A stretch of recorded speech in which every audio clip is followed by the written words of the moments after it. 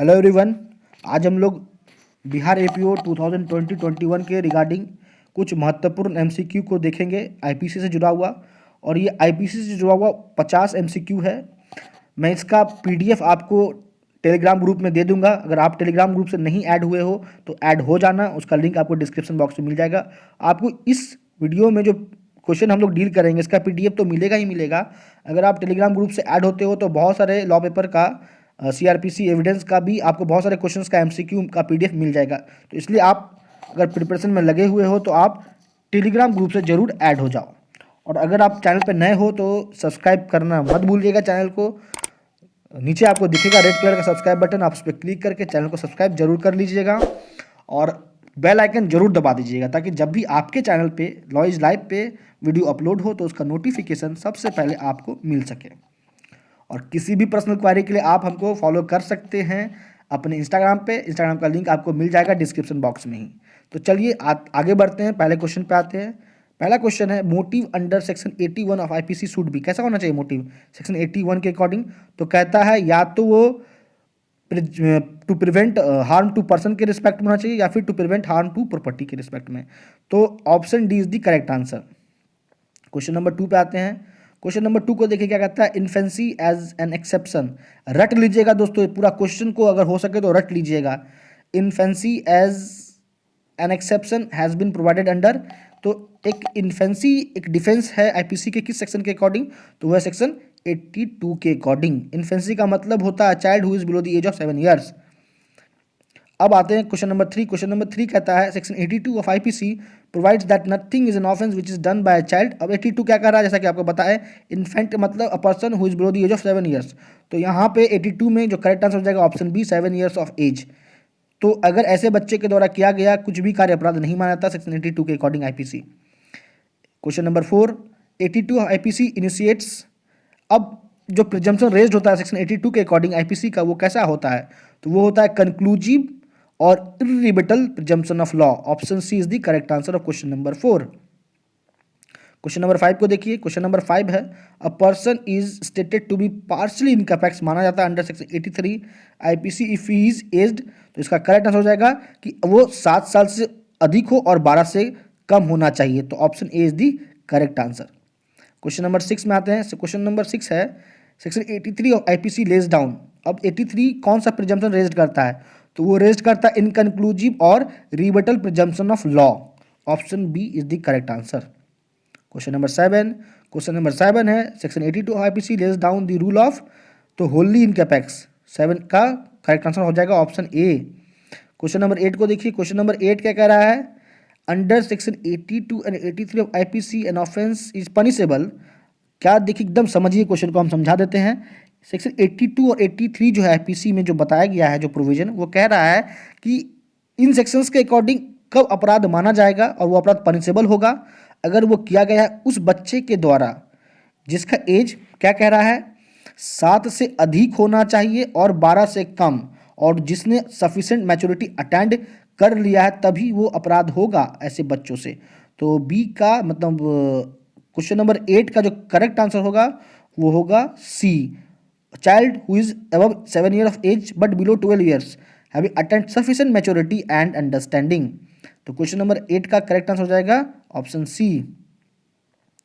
अब question number 9 में आते हैं। क्या कहता है, which of the following pair is not correctly matched. देखिए ऑप्शन ए में मेंस रिया है, आर वर्सेस प्रिंस है, बहुत इंपॉर्टेंट केस था मेंस रिया के regarding.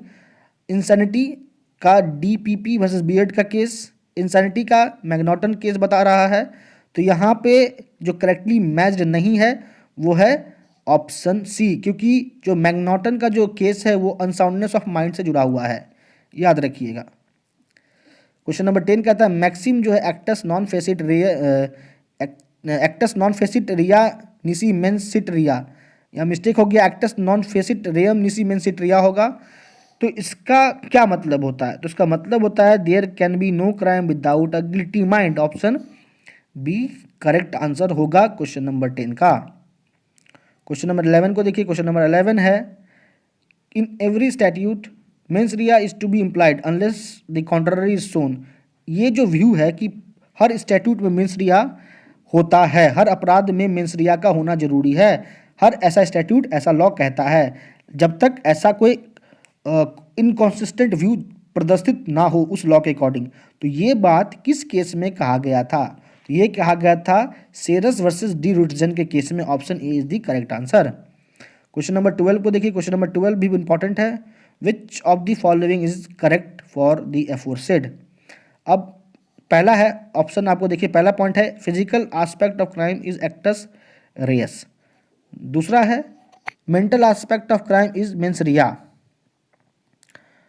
Motive is the desire to commit crime.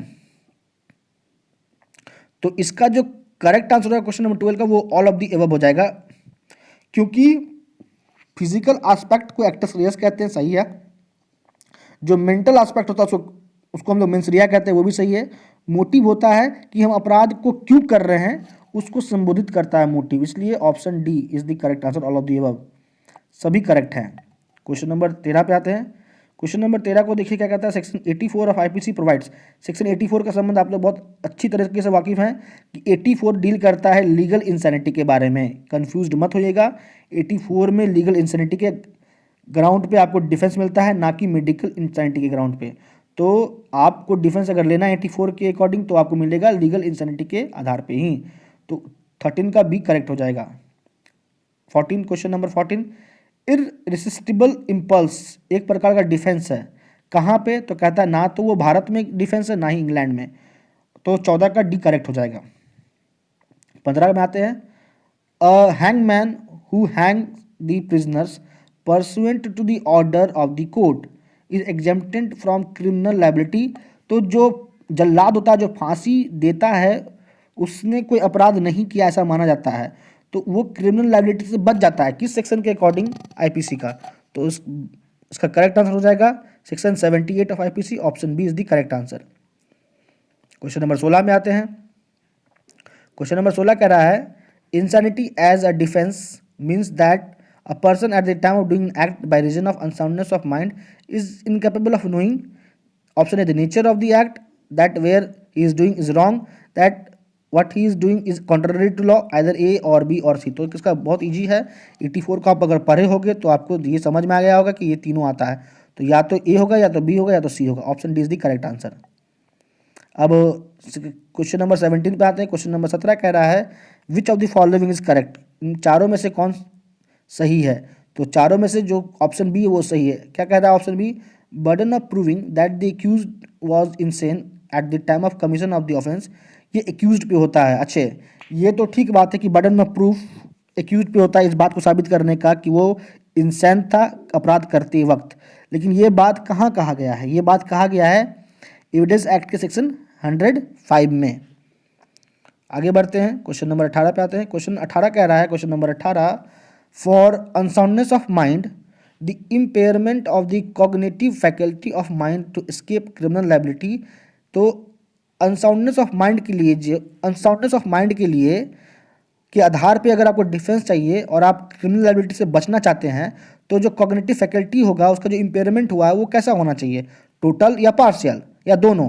तो टोटल होना चाहिए impairment cognitive faculty of mind का, जो इम्पेयरमेंट है वो टोटल होना चाहिए। तो क्वेश्चन नंबर 18 का करेक्ट आंसर हो जाएगा ऑप्शन ए।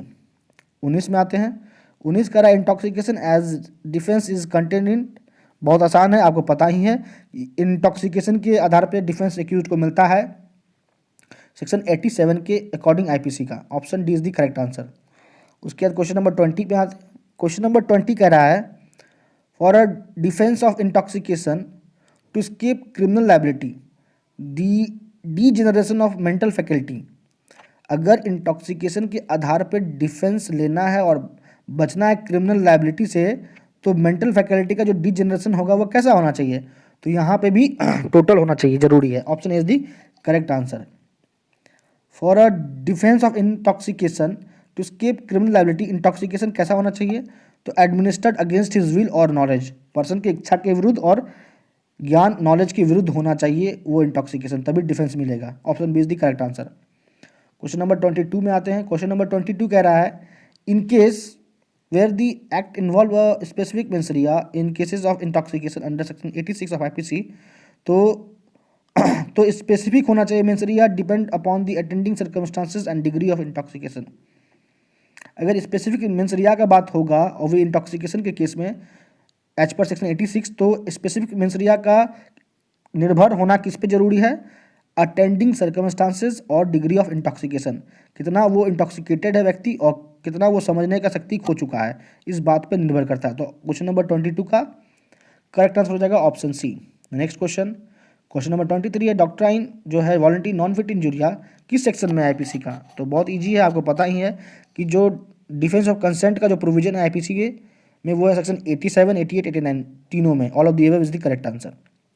क्वेश्चन नंबर 24 है defence of consent applies to. अब डिफेंस जो है कंसेंट का वो अप्लीकेबल है किन किन अपराधों पे? तो सिर्फ और सिर्फ पब्लिक रॉन्ग्स, माफ कीजिए, सिर्फ और सिर्फ प्राइवेट रॉन्ग्स पे ही एप्लीकेबल है। तो क्वेश्चन नंबर 24 का ऑप्शन ए हो जाएगा, क्योंकि कंसेंट किसी एक पार्टिकुलर पर्सन का होता है और किसी पार्टिकुलर पर्सन के खिलाफ कोई ऑफेंस होगा तो वो प्राइवेट रॉन्ग होता है। तो इसलिए डिफेंस ऑफ कंसेंट एप्लीकेबल है ओनली टू प्राइवेट रॉन्ग्स, इसलिए 24 का करेक्ट ऑप्शन ए हो जाएगा। 25 क्वेश्चन को देखिए, क्वेश्चन नंबर 25 है defence of consent is restrictive in its applicability in case involving.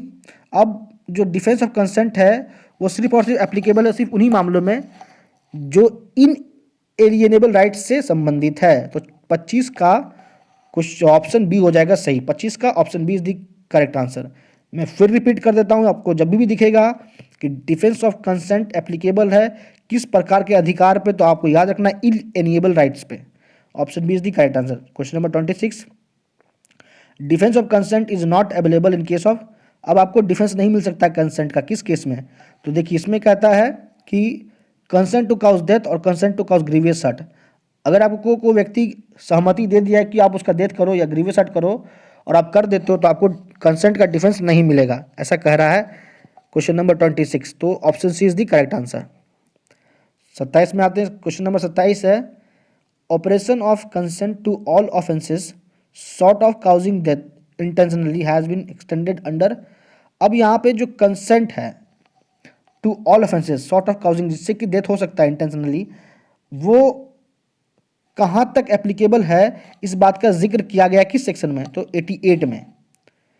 Question number 27 का करेक्ट आंसर हो जाएगा section 88 IPC, that mean option ए।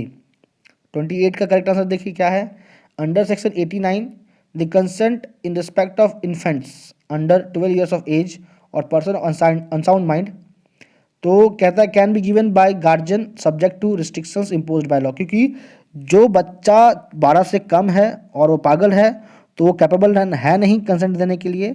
और 89 में अगर कुछ भी हुआ है तो सब्जेक्ट टू दी कंसेंट होना चाहिए, तभी ऑफेंस नहीं होगा। और कंसेंट किसका होना चाहिए? तो गार्जियन का होना चाहिए।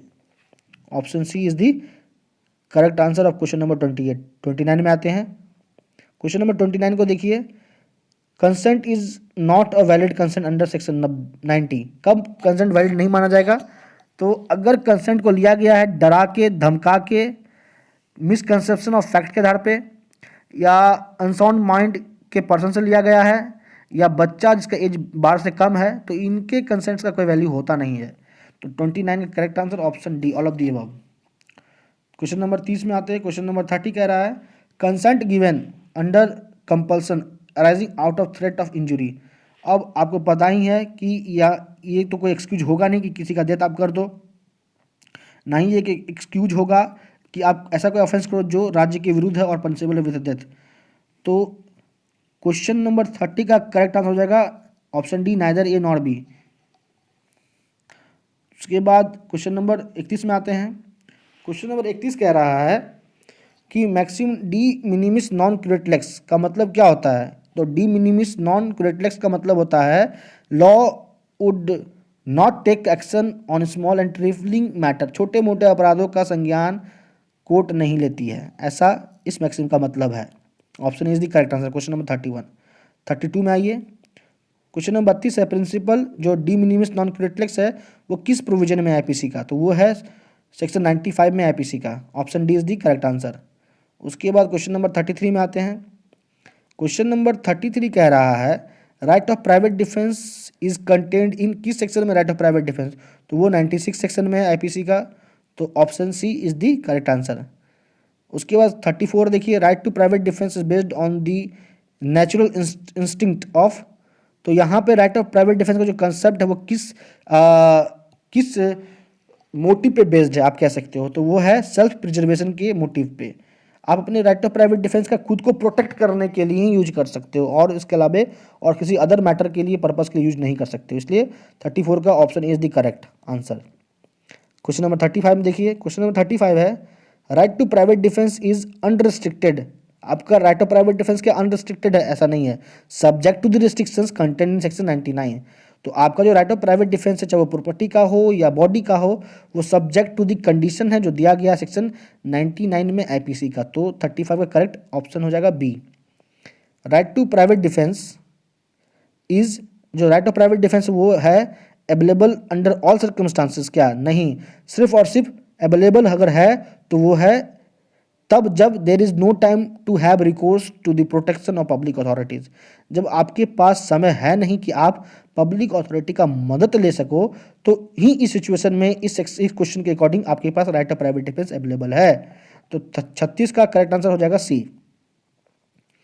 क्वेश्चन नंबर 37 में आते हैं। क्वेश्चन नंबर 37 कह रहा है the law on private defence in India, क्या जो प्राइवेट डिफेंस का जो कॉन्सेप्ट है भारत में वो क्या सेम है इंग्लैंड की तरह? तो कहता है यहाँ देखो, यहाँ ऑप्शन सी करेक्ट हो जाएगा, वो नहीं कहता है वाइडर देन, इंग्लैंड से भी वृद्ध है अपना जो लॉ है on right of private defence. तो option C is the correct answer of question number 37। Question number 38 में आते हैं। क्वेश्चन 38 कह रहा है right to private defence is available with respect to. आपको पता है कि आपके पास जो राइट ऑफ प्राइवेट डिफेंस है आपको बॉडी को लेके भी है, मूवेबल प्रॉपर्टी को लेके भी है और इमूवेबल प्रॉपर्टी को भी लेके, क्योंकि property include both movable and immovable. तो क्वेश्चन नंबर 38 का option D is the correct answer. Question number 39 को देखिए। क्वेश्चन नंबर 39 कहता है under section 98 right to private defence also available against. आपके खिलाफ right of private defence available, आपको लेके, माफ कीजिए, आपके पास जो राइट ऑफ प्राइवेट डिफेंस है वो अवेलेबल होगा उसके भी खिलाफ जो कि पागल है, जो मैच्योरिटी अटेंड नहीं किया है। तो यहाँ पे दोनों हो जाएगा, option A B both, that means option C is the correct answer. 40 में आइए। क्वेश्चन नंबर 40 कह रहा है every person has a right of private defence of his own body and the body of another person. आप अपने right of private defence में खुद के बॉडी को तो प्रोटेक्ट कर ही सकते हो, साथ ही साथ दूसरे की बॉडी को भी प्रोटेक्ट कर सकते हो, पर्सन को प्रोटेक्ट कर सकते हो अगेंस्ट एनी ऑफेंस जो अफेक्ट करता है, उस अपराध के खिलाफ जो अफेक्ट करता है ह्यूमन बॉडी को। और ये बात कहा गया है सेक्शन 97 में। तो 40 का करेक्ट आंसर हो जाएगा ऑप्शन बी। क्वेश्चन नंबर 41 में आते हैं। क्वेश्चन नंबर 41 कह रहा है under article 32 a writ petition can be made to the Supreme Court by a person who himself has suffered only. Under which of the following a relative or a friend of a person aggrieved can file a writ petition? तो यहाँ देखिए ये कुछ जो MCQs आ गए हैं ये constitution से रिलेटेड आ गए हैं, तो आप इसको जरूर देखिए, समझिए बात को क्या कहता है। अगर आर्टिकल 32 के अकॉर्डिंग रिट पिटिशन फाइल करना है सुप्रीम कोर्ट में और उस व्यक्ति के द्वारा करना है जो खुद डैमेज को सफर्ड किया है, तो कहता है कि किस रिट के अकॉर्डिंग एक रिलेटिव या फ्रेंड जो है उस एग्रीव्ड पर्सन का वो भी रिट पिटिशन फाइल कर सकता है। तो ये होगा habeas corpus. Option A is the correct answer. अब क्वेश्चन नंबर 42 कह रहा है जो राइट गारंटीड अंडर आर्टिकल 32 क्या उसको सस्पेंड किया सकता है पार्लियामेंट के द्वारा, स्टेट लेजिस्लेचर के द्वारा, सुप्रीम कोर्ट के द्वारा, या फिर जब प्रोक्लामेशन इमरजेंसी इन ऑपरेशन हो तब। तो आपको पता है कि आपका जो राइट टू मूव है to court for the enforcement of fundamental right under article 32 वो सस्पेंड हो सकता है only in case of emergency. तो 42 का करेक्ट आंसर हो जाएगा डी। नेक्स्ट क्वेश्चन देखिए। नेक्स्ट क्वेश्चन कह रहा है petition to the supreme court under article 32 are subject to the rule of res judicata except. तो आप जानते हो कि रेस जुडिकाटा का जो कंसेप्ट है वो एप्लीकेबल है नहीं किस रीट पे, तो वो है हैबियस कॉर्पस रीट पे एप्लीकेबल है नहीं। और ये बात किस केस में कहा गया था? तो गुलाम, याद रखिएगा बहुत इंपॉर्टेंट है, Ghulam Sarwar versus union of India का। क्योंकि देखिए Daryao versus state of Uttar Pradesh case में कहा गया कि जो कॉन्सेप्ट है रेस जुडिकाटा का वो एप्लीकेबल है also to the writ of habeas corpus, लेकिन बाद में सुप्रीम कोर्ट ने जजमेंट को ओवररूल्ड किया और Ghulam Sarwar versus union of India case में कहा कि नहीं, रेस जुडिकाटा का प्रिंसिपल हेबियस कॉर्पस रीट पे एप्लीकेबल नहीं है। अच्छा, राइट जो आपको मिला है आर्टिकल 32 के अकॉर्डिंग, तो can not be abrogated unless constitution itself amended. तो आपके पास जो अधिकार है आर्टिकल 32 के अकॉर्डिंग वो आपसे नहीं छीना जा सकता जब तक संविधान में संशोधन करके आपसे वो छीना नहीं जाए। तो 44 का करेक्ट आंसर हो जाएगा ऑप्शन बी। अब 45 में आते हैं, कहता है supreme court has power under article 32 to issue direction और ऑर्डर और writ in nature of habeas corpus mandamus prohibition quo warranto answer से जुड़ी। तो ओनली व्हेन, तभी जब क्वेश्चन किस बात पे है, फंडामेंटल राइट के इन्फोर्समेंट का है, तभी सुप्रीम कोर्ट रिट इशू करेगी आर्टिकल 32 के अकॉर्डिंग। तो 45 का करेक्ट आंसर ऑप्शन ए। 46 में आते हैं, 46 कह रहा है under which one of the following cases, जो ट्रेडिशनल रूल है for filing petition only by the person aggrieved accept in case of habeas corpus relaxed, किस केस में PIL का कॉन्सेप्ट अगर कहें तो लाया गया था इन चारों केसेस में। तो यहाँ पे हो जाएगा option D is the correct answer, Upendra Baxi versus state of Uttar Pradesh. इन चारों में पहला केस था Upendra Baxi versus state of Uttar प्रदेश।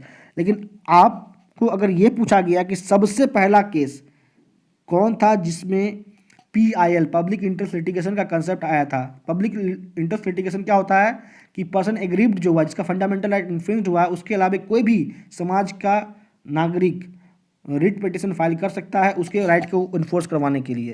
यही होता है PIL का कॉन्सेप्ट। तो सबसे पहला केस था ABS के संघ railway versus union of India. लेकिन यहाँ पे अगर आपसे पूछेगा इस क्वेश्चन के अकॉर्डिंग तो वो होगा Upendra Baxi versus state of Uttar Pradesh के केस में हेबियस कॉर्पस को रिलैक्स किया गया था। माफ कीजिए, हेबियस कॉर्पस को छोड़ के पर्सन एग्रीव्ड के अलावे कोई और व्यक्ति भी उसके बिहाफ पे रिट फाइल कर सकता है। अब आर्टिकल माफ कीजिए क्वेश्चन नंबर 47 पे आते हैं। तो क्वेश्चन नंबर जो 47 है वो कह रहा है कि आर्टिकल 32 क्या बताता है। तो कहता है there is no lower and upper limit, party aggrieved must move court at the earliest possible opportunity और you can say time and it is the description of the court to decide whether it is reasonable delay और not. अगर देरी भी हो गया तो party चाहे तो मूव कर सकता है कोर्ट अपने फंडामेंटल राइट को इन्फोर्स करने के लिए, लेकिन कारण बताना होगा कोर्ट को। कारण को सुनने के बाद अगर कोर्ट को लगा कि नहीं ये रीजनेबल है तभी ग्रांट किया जाएगा उसके रिट पिटिशन को। तो 47 का करेक्ट आंसर हो जाएगा ऑप्शन डी, माफ कीजिए ऑप्शन बी, 47 का option B. Now come to the next question, question number 48। Question number 48 है according to article 30 minorities have the right for the administration of educational institutions. तो यहाँ पे question number 48 का correct answer हो जाएगा which not necessarily have not been established by them but belonging to their religion और language. देखो यहाँ पे क्या कर रहा है, सेक्शन 30 के अकॉर्डिंग जो माइनॉरिटी है उसके पास ये अधिकार है कि वो एजुकेशनल इंस्टीट्यूशन को एडमिनिस्ट्रेट कर सकता है। कोई ज़रूरी नहीं कि वो एजुकेशनल इंस्टीट्यूशन उसके द्वारा ही एस्टैब्लिश किया गया हो।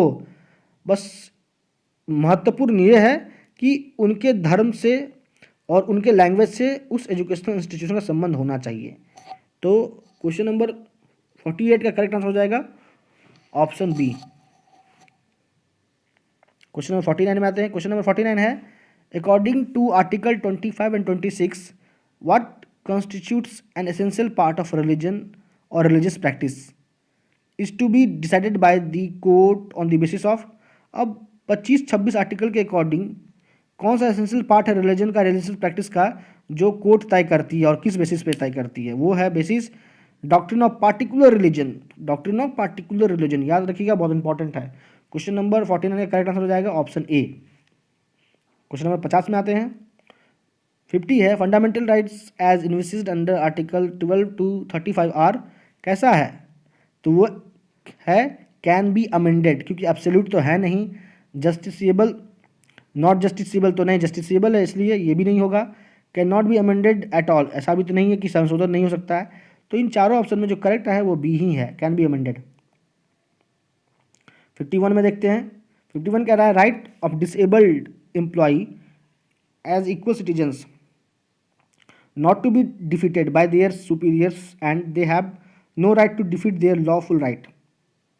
अब ये बात किस केस में कहा गया था, वो कहा गया था Bhagwan Das versus state of Punjab, माफ कीजिए Bhagwan Das versus Punjab state electricity board के केस में कहा गया था कि जो अधिकार है डिसेबल्ड एम्प्लॉय का वो समान है, एक आम नागरिक को जो राइट है उसके रूपांतरित ही राइट डिसेबल्ड एम्प्लॉय को भी है, और उसके इस अधिकार को डिफीट नहीं कह सकता सुपीरियर के द्वारा, और ना ही उनको अधिकार है कि उनके लॉफुल राइट को डिफीट करे। जो डिसेबल्ड एम्प्लॉय का जो अधिकार है उसको डिफीट करने का भी पावर नहीं है सुपीरियर को। तो ये बात जो कहा गया था वो कहा गया था Bhagwan Das versus Punjab state electricity board में। Option C correct answer. 52 देखिए, 52 है, in case of people's union for democratic rights versus union of India, non payment of minimum wages को वॉलिटिव माना गया था आर्टिकल 21 का। Option A is the correct answer. तो PUDR versus union of India case में अगर minimum wage को पे नहीं किया गया तो ये वॉलिटिव है आर्टिकल 21 का। Option A is the correct answer. तो दोस्तों आज इस वीडियो में यहाँ तक ही। आपको ये वीडियो कैसा लगा, क्या आपके लिए ये वीडियो बेनिफिशियल था, और ये बहुत इंपॉर्टेंट क्वेश्चंस है, आप ज़रूर कमेंट करें। और कोई भी पर्सनल क्वारी है तो मैंने आपको पहले भी बोला कि आप मुझे इंस्टाग्राम पर ज़रूर बता दो, क्योंकि अब बिहार APO के रिस्पेक्ट में ही टेस्ट सीरीज चलेगा। ये पहला टेस्ट सीरीज था जिसमें IPC का क्वेश्चंस भी था और कुछ कॉन्स्टिट्यूशन से रिलेटेड भी क्वेश्चंस थे। तो बस इतना ही उम्मीद करते हैं आपसे कि आप इस वीडियो को अपने स्टडी ग्रुप में शेयर जरूर कीजिएगा और लाइक कमेंट जरूर करिएगा। तो दोस्तों आपका यूं ही साथ बना रहे, इसके लिए मैं तहे दिल से आप लोगों का आभारी रहूँगा। आपका अभी बहुत बहुत धन्यवाद।